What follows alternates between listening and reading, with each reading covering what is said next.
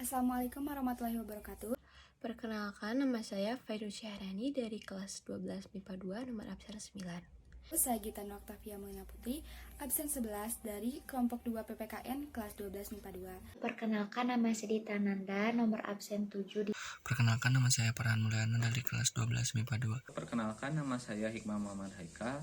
Saya dari 12 MIPA 2, nomor absen 12. Saya dari kelompok 2. Perkenalkan, nama aku Fabian, berasal dari kelas 12 MIPA 2, nomor absen 8.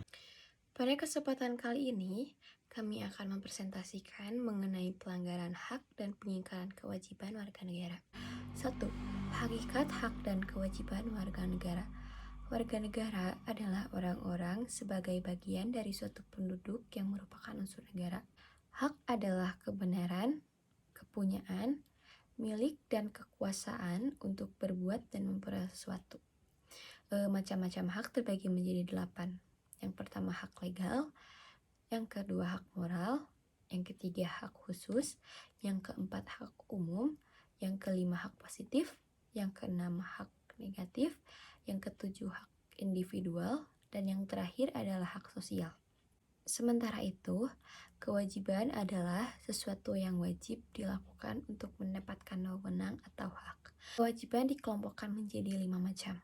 Yang pertama yaitu kewajiban primer, yang kedua kewajiban mutlak, yang ketiga kewajiban positif, yang keempat kewajiban publik, dan yang terakhir yaitu kewajiban universal atau umum. Bagian hak dan kewajiban warga negara dalam Pancasila. Pancasila merupakan dasar negara yang dijadikan pedoman bagi seluruh rakyat Indonesia dalam menjalankan kehidupan. Pancasila menjamin hak dan kewajiban setiap warga negara melalui nilai-nilai yang terkandung di dalamnya. Hak dan kewajiban warga negara ini dikategorikan menjadi 3 macam. Yang pertama, hak dan kewajiban warga negara dalam nilai dasar sila-sila Pancasila. Nilai dasar hakikatnya merupakan nilai yang terdapat di dalam kelima sila Pancasila yang masih dalam berbentuk asli atau pokok yang belum dikaitkan dengan hal lain. Nilai-nilai ini tertuang di dalam pembukaan Undang-Undang Dasar 1945. Oleh karena itu, Undang-Undang Dasar 1945 menjadi norma dasar dan menjadi sumber hukum tertinggi. Yang kedua, hak dan kewajiban warga negara dalam nilai instrumental sila-sila Pancasila.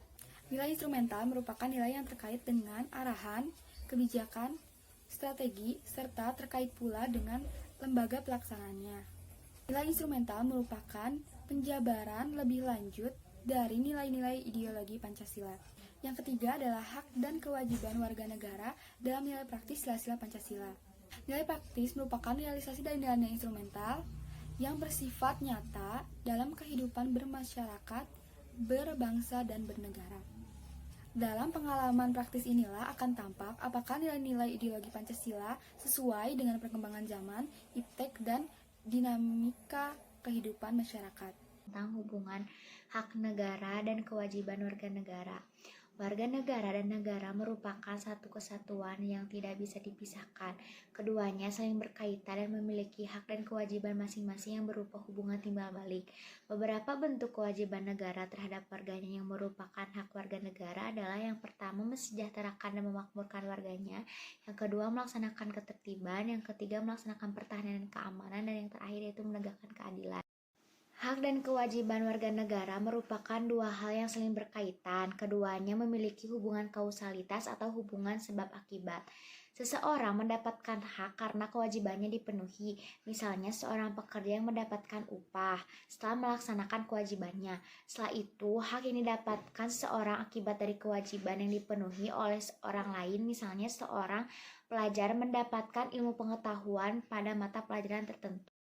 Hak dan kewajiban tidak dapat dipisahkan karena bagaimanapun dari kewajiban itulah muncul hak dan begitupun sebaliknya. Akan tetapi sering terjadi pertentangan karena hak dan kewajiban tidak seimbang. Misalnya setiap warga negara berhak atas pekerjaan dan penghidupan yang layak. Meski menjadi hak tetapi pada kenyataannya banyak warga negara belum merasakan kesejahteraan dalam menjalani kehidupannya. Hal ini disebabkan oleh ketidakseimbangan hak dan kewajiban. Di sini saya akan mempresentasikan tentang contoh kasus pelanggaran hak dan pengingkaran kewajiban warga negara.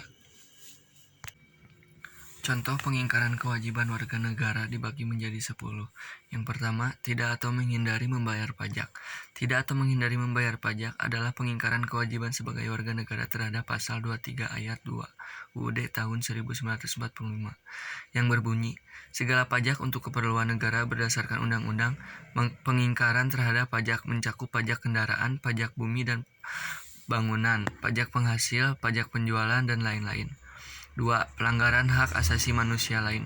Pelanggaran hak asasi manusia adalah pengingkaran kewajiban sebagai warga negara yang tercantum dalam pasal 28 J ayat 1 UUD 1945 yang berbunyi, setiap orang wajib menghormati hak asasi manusia orang lain. Nomor 3. Pelanggaran terhadap kewajiban pendidikan dasar. UUD tahun 1945 pasal 31 ayat 1 amandemen menyebutkan pentingnya pendidikan bagi manusia sebagai sebuah kewajiban bagi setiap warga negara. Pasal tersebut berbunyi, setiap warga negara wajib mengikuti pendidikan dasar, pemerintah wajib membiayainya. 4. Tidak ikut serta dalam membela negara.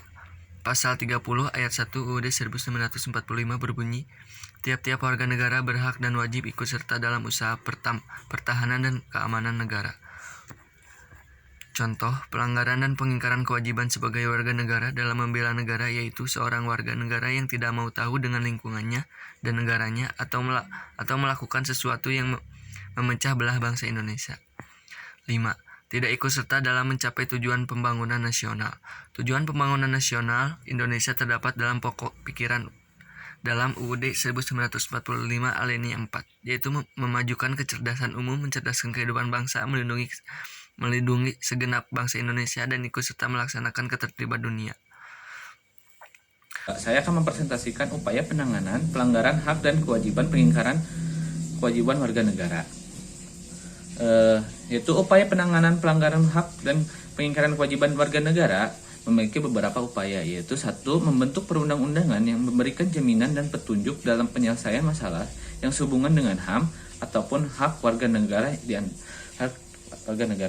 Lalu 2. Membentuk lembaga yang mengurus hak warga negara dan pelanggarannya, di antaranya Polri, TNI, Lembaga Peradilan, Komnas HAM, Komisi Nasional Anti Kekerasan Terhadap Perempuan, Komisi Perlindungan Anak Indonesia. Lalu cara menangani berbagai kasus pelanggaran hak dan pengingkaran kewajiban warga negara, salah satunya yaitu supremasi hukum dan demokrasi harus ditegakkan. Lalu meningkatkan profesionalisme lembaga keamanan dan pertahanan negara, lalu meningkatkan penyebar luasan prinsip-prinsip kesadaran warga bernegara kepada masyarakat melalui lembaga pendidikan formal maupun non-formal. Lalu partisipasi masyarakat dalam upaya penanganan pelanggaran hak dan pengingkaran kewajiban warga negara, yaitu di lingkungan keluarga. Salah satunya saling menghormati antar anggota keluarga, patuh pada nasihat orang tua, menjalankan kewajiban dan hak dengan baik. Lalu di lingkungan sekolah menghargai dan menghormati perbedaan, mematuhi peraturan yang dibuat sekolah, melaksanakan hak dan kewajiban sebagai warga sekolah.